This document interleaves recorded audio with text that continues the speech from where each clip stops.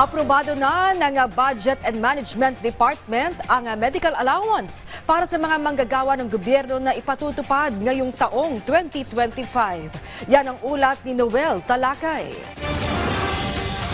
Senior citizen na si Mang Bernabe, isang government employee. Sa edad niya, marami na rin anya siyang nararamdaman sa kanyang katawan na nakaapekto sa kanyang kalusugan.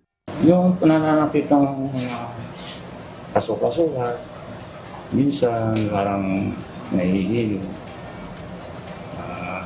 Ano na lang, pag nakakaramdam ako, nire-relax ko lang yung katawan ko. Pero di na siya nagpapatingin na sa doktor dahil sa kakulangan sa budget. Mas importante sa kanya ang mga gastusin niya pang araw-araw at mga bayarin buwan-buwan. Nangihinayang ako sa mababawasan pera ko kasi wala na akong ibang isipin kundi panggasto sa araw-araw.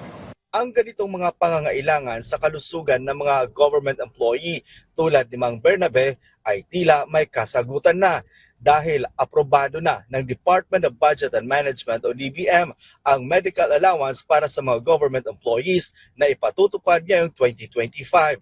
7,000 pesos kada taon ang makukuha ng isang government employee sa medical allowance.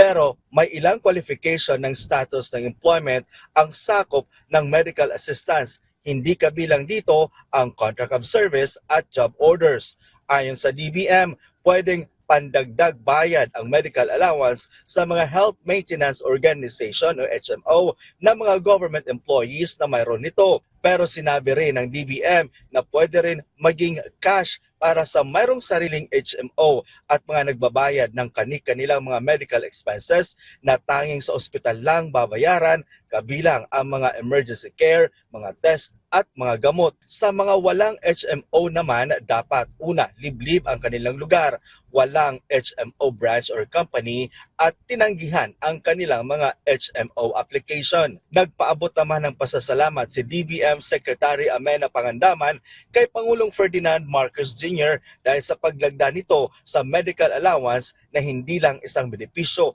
kundi isang pagtiyak na malusog na manggagawa para magampanan ng mabuti ang kanilang mga gawain bilang empleyado ng pamahalaan. Ang medical allowance ay isang hakbang ni Pangulong Ferdinand R. Marcos Sr. na matugunan ang mga gastusin pangkalusugan ng ating mga lingkod bayan. Noel Talakay para sa Pambansang TV sa Bagong Pilipinas.